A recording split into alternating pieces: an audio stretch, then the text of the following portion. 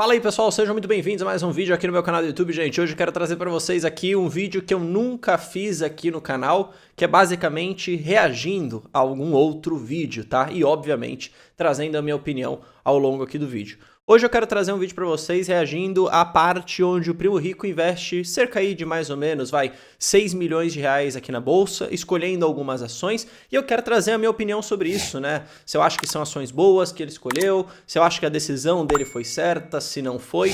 Óbvio, sempre com aquela ideia de trazer uma opinião diferente, de trazer um ponto de vista diferente, sem querer ser aqui o dono da verdade, tá? Acho que cada um tem a sua estratégia, cada um faz o que bem entender, o que bem gosta, mas eu não posso deixar de trazer para quem me acompanha a minha opinião e a minha visão estratégica, a minha visão de investimentos, que quem me acompanha sabe, mas caso você seja novo aqui, basicamente é uma vertente de realmente encontrar bons negócios, né? Ou seja, boas empresas na bolsa de valores, me expor a elas quando o preço está cada vez mais barato, assim recebendo a distribuição do lucro dessas empresas, que no final do dia acaba sendo o dividendo, tá? Ou proventos em geral, vamos colocar dessa maneira, tá? Então a minha estratégia é considerada uma estratégia previdenciária. E acredito que o Primo Rico também tem um pouco dessa vertente, tá? Dado que ele tem divulgado bastante os dividendos que ele está recebendo. E vamos ver se isso aqui tá calhando, vamos falar assim, tá? Está se relacionando com de fato a estratégia dele. Então fica até o final para você entender um pouquinho, deixa seu like, se inscreve aqui no canal, estamos rumo a 100 mil inscritos aqui no meu canal. Falta menos de 5 mil, tá? Então se você puder ajudar, eu fico muito feliz. E lembrando também que você pode virar membro aqui do meu canal do YouTube se quiser, testar a assinatura, você tem acesso a vídeos exclusivos, lives semanais, uma comunidade no Telegram, você tem um call mensal comigo e você também tem 20% de desconto nas turmas do meu curso quando eu lançar, caso você queira presentear alguém ou caso você queira participar, tá? É bastante interessante, você pode cancelar a qualquer momento se você não gostar, então testa, vai aqui no Seja Membro, beleza? O pessoal que já é membro tem curtido bastante e isso só vai melhorar ao longo do tempo. Beleza? Bora lá. Bom, vamos lá, pessoal. Coloquei meu fone aqui pra gente conseguir, de fato, fazer o vídeo. Então, vamos lá. Vou dar play aqui. Ele vou pausando enquanto ele vai falando. Dito isso, vamos começar então pelas ações que eu vou comprar. Na minha carteira de ações, eu tenho algumas posições aqui, ó, Banco do Brasil, B3, soja, etc, né, como vocês podem ver. Eu vou aumentar algumas das posições que eu tenho e vou passo a passo. Primeiro, eu vou fazer um movimento levemente polêmico. Por que eu vou fazer um movimento levemente polêmico? Porque eu vou comprar um pouco de Cash3, essa empresa com tanta história aqui. Por que eu vou comprar? Cara, é uma empresa que eu sempre fui apaixonado. Bom, eu acho que aqui vale um primeiro comentário, tá? Se você não sabe, o Primo Rico, acho que ele sempre foi muito próximo do Israel. Israel é o CEO da Melius, do Melius. Ele, na verdade, foi o fundador também, tá? Junto com algumas outras pessoas. Desde o IPO, o Primo acabou, enfim, fazendo uma posição super acertada na companhia, valorizou bastante, ele acabou não vendendo absolutamente nada, e em alguns meses passados ele fez um rumo ao bilhão dele aqui, onde ele vendia a maioria da posição dele que ele tinha em Melius, tá? Cash3, realizando, na verdade, um prejuízo bastante grande. E aí, acho que um pouco das considerações que ele falou ali atrás, nas justificativas do porquê vender, é que a empresa tinha, enfim, perdido um pouco o seu brilho, tinha saído um pouco da estratégia que ele acreditava, que ele não estava muito mais feliz com a posição e tudo mais. Talvez até quase assumindo que, pô, eu errei nessa posição, talvez não tenha sido tão certo. Pelo menos foi assim que ficou entendido para mim. E agora parece um pouco complicado você ver que, na verdade, ele está comprando a empresa novamente, tá? Porque, assim, primeiro, faz uma questão de poucos meses de diferença dele vender e acumular um prejuízo grande e comprar novamente as ações e, na verdade, nada mudou. Pelo contrário, tá? Para ser bem sincero, eu ainda acredito que a empresa tem mudado cada vez mais pro pior, na minha visão, tá? Então aqui eu acho que já não entra na minha cabeça aquela ideia de que, pô, eu vou comprar uma ação quando ela está barata e vou realizar um lucro ou vou segurar ela por longo prazo para conseguir ganhar dinheiro lá na frente. Na verdade, o que ele fez foi o contrário. Ele comprou no IPO, teve uma valorização boa, não vendeu nada, quando caiu realizou um prejuízo e agora volta a comprar tudo de novo.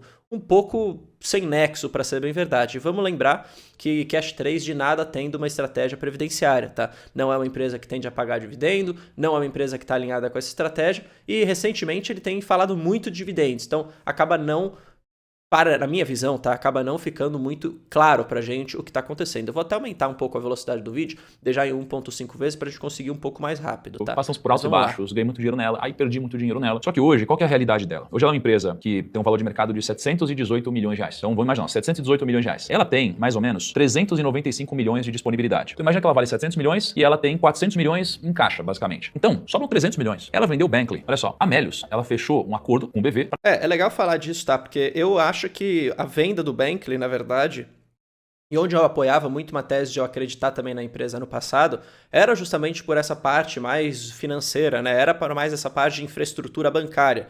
Ela vender isso, na minha visão, significa você tirar o que trazia tese para a empresa, o que trazia um crescimento potencial, e na verdade está fazendo isso porque ela precisa fazer para conseguir sobreviver, para ser bem sincero. Eu não acho que essa foi uma movimentação acertada. Apesar dos analistas falarem, foi bom, foi bom. Não foi bom, porque isso na verdade está só configurando uma perda de tese. Se for ver o prospecto do IPO, não era para essas coisas acontecerem. Para vender a Bankly por 210 milhões. Então pensa, dos 300 milhões que faltavam, 200 milhões ela vai receber de Bankly, então sobra 100 milhões de reais. Basicamente a empresa está valendo 100 milhões de reais mais o caixa. 100 milhões de reais mais 600 milhões de reais. Então qual que é a ideia? Que ela pega esse caixa e faça alguma coisa inteligente com isso. É uma empresa que hoje ela vem queimando caixa, só que eu acredito que ela, com um ajuste da estrutura, com venda de ativos como o Bankly, com um pouco mais de reestruturação, ela possa talvez parar de queimar caixa. E é uma empresa que se ela começar a gerar caixa, poxa, se ela gerar caixa, ela tá muito barata. Se ela não gerar caixa, ela tá muito caro porque ela vai quebrar. Só que com 600 milhões em caixa, se ela não estiver queimando caixa, ela tem muitas possibilidades aqui. Então... Não, isso é verdade. Se a empresa passa a gerar caixa, ok. Isso vai ser bom realmente para a empresa, tá? Isso vai ser bom realmente, inclusive, para as próprias cotações, né? Isso deve fazer o papel subir. Agora, se ele acreditava nisso, por que ele vendeu toda a posição que ele tinha lá atrás e realizou um mega prejuízo? Não seria melhor ter ficado com as ações que você acreditava? Esse movimento pareceu, na verdade, contra o senso comum, né? De você comprar na baixa e vender na alta. Na verdade, se vendeu na baixa e comprou novamente, tá? Acho que, enfim, não faz muito sentido na minha cabeça, tá?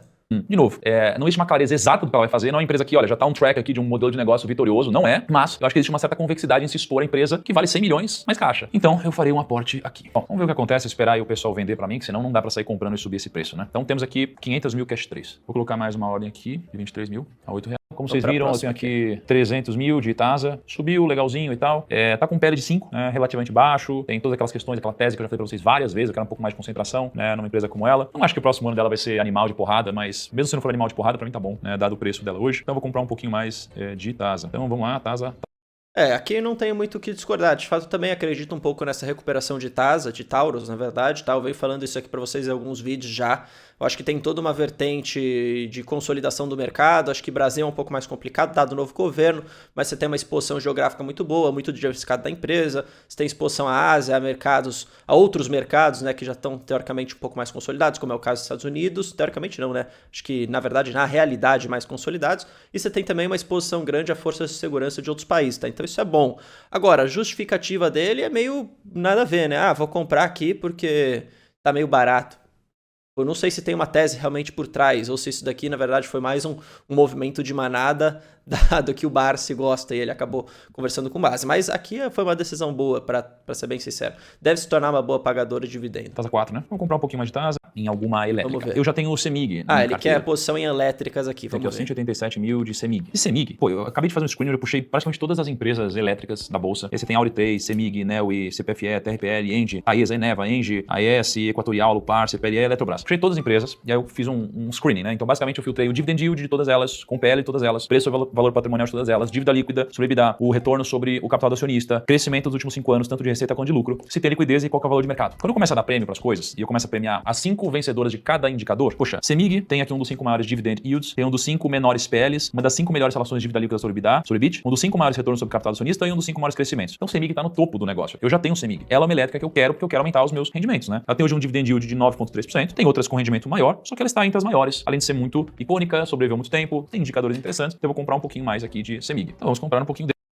Eu não acho que também aqui, né, o caso de CEMIG tenha sido uma decisão ruim. Pelo contrário, acho que, inclusive, pode ter um trigger interessante para a empresa melhorar cada vez mais, dado uma possível privatização, né, que pode acontecer lá em Minas Gerais. Tá? Acho que já foi mandado um projeto pelo governador para a Assembleia, né, enfim, para meio que acelerar um pouco esses processos de privatização. Isso pode afetar tanto Copasa quanto CEMIG. Mas que acho que vale pontuar aqui, gente.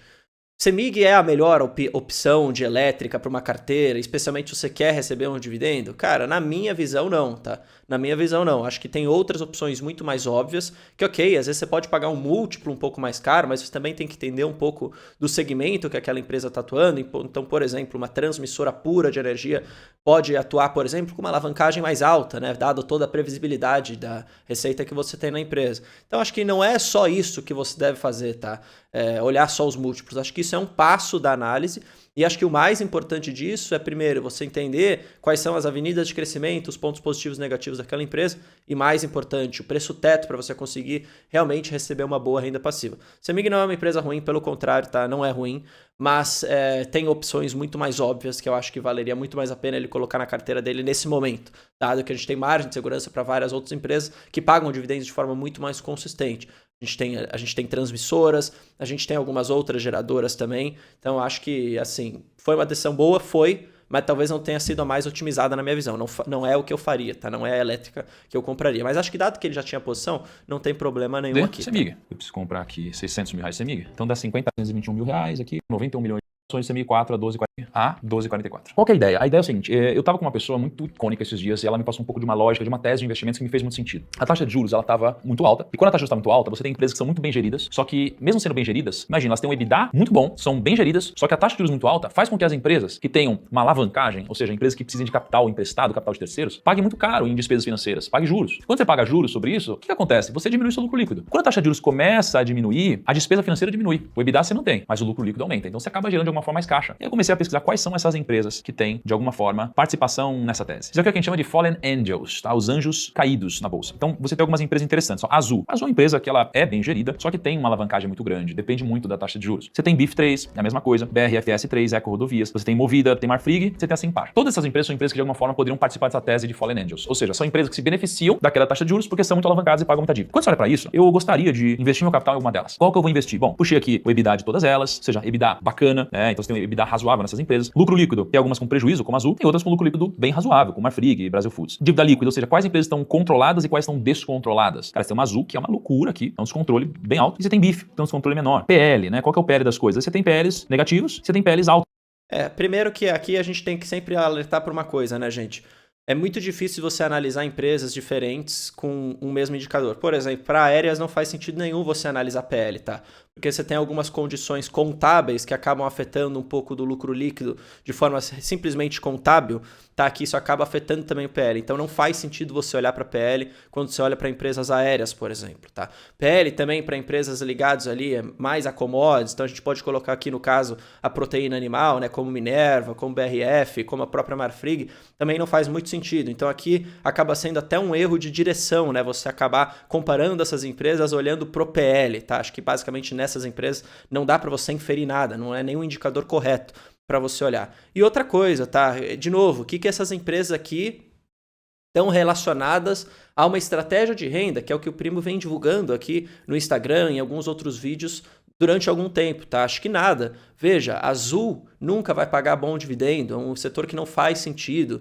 Veja, próprios frigoríficos também sem fazer nenhum sentido. Movida, Simpar também ali por uma questão também de alta alavancagem, não conseguem pagar esses bons dividendos. Agora, se você quer dividendo, tem opções muito mais óbvias, tá?